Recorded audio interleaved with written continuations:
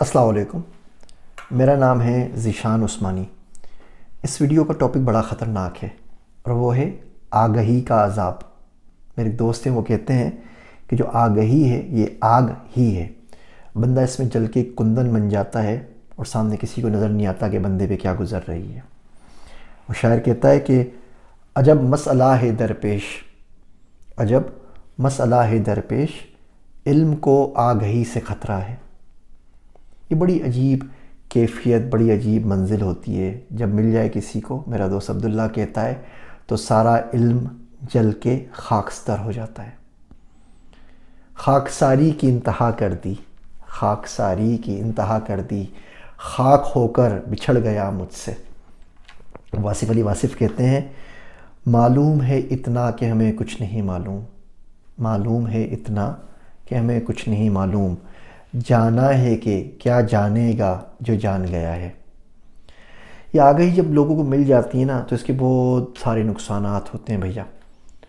پہلا نقصان یہ ہوتا ہے کہ بندہ بولنے کے قابل نہیں رہتا، بندے کو چپ لگ جاتی ہے کہ کہے تو کس سے کہے، دل کا حال سنائے تو کس کو سنائے، کون ہے جو سمجھے گا، کون ہے جو مانے گا، کون ہے جو ساتھ دے گا، کون ہے جو تسلی دے گا، کون ہے جو دلاسا دے گا۔ ان کو پوری زندگی وہ کندھا نہیں ملتا جس کے اوپر رو سکے۔ یہ آگہی جب مل جاتی ہے تو دوسرا نقصان یہ ہوتا ہے ایسے شخص کے دوست ختم ہو جاتے ہیں، کوئی جلن کی وجہ سے، کوئی کسی اور وجہ سے یہ دنیا میں بہت اکیلا رہ جاتا ہے۔ اسے چاہیے کوئی بلی، کوئی طوطا پال لے آخری عمر میں تاکہ بولنے کے لیے کوئی تو ہو۔ اس آگہی کا ایک بڑا نقصان یہ ہوتا ہے کہ بندہ اپنے ملک سے نکالا جاتا ہے، خانہ بدوش ہو جاتا ہے، در بدر ہو جاتا ہے۔ وہ اپنے لوگ جو اپنے تھے، جن کا حق تھا کہ ان کو اپنا کہا جائے، وہ اپنے اس کے دشمن ہو جاتے ہیں۔ وہ ان کو آگہی دیتا ہے، وہ ان کے علم سے متصادم ہوتی ہے اور وہ اس کو تنگ کر کے اس کو باہر نکال دیتے ہیں۔ اپنا آپ اس میں آپ کو بیچنا پڑتا ہے، اپنا آپ چھوڑنا پڑتا ہے، اپنی روح کو اپنے بدن سے الگ کرنا پڑتا ہے، پھر آگہی آتی ہے۔ وہ شاعر کہتا ہے ہم بارگاہ عشق میں مقبول یوں ہوئے، ہم بارگاہ عشق میں مقبول یوں ہوئے، خود سے بچھڑ گئے تیری قربت کے شوق میں۔ پھر وہ بندے بیچارے میرے دوست عبداللہ کی طرح ملک سے باہر چلے جاتے ہیں، کئی کام شام کرتے ہیں، خوب پیسے کماتے ہیں۔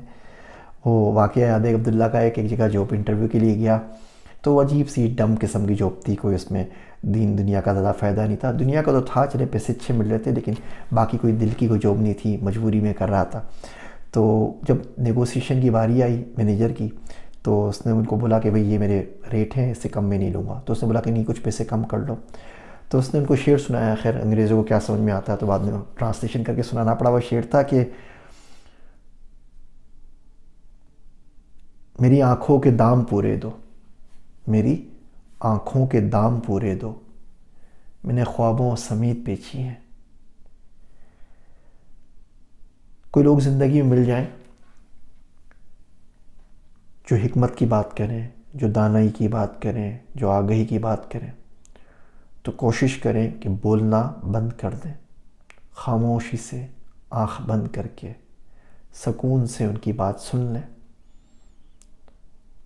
آپ کا علم آپ کے سامنے بے معنی ہو جائے گا۔ میرے واسطے دعا کیجیے گا۔ یہ مشکل باتیں آج نہیں تو کل، شاید میرے مرنے کے بعد کبھی نہ کبھی زندگی میں آپ کو ضرور سمجھ آ جائیں گی۔ میں ہوں آپ سب کا ذیشان عثمانی۔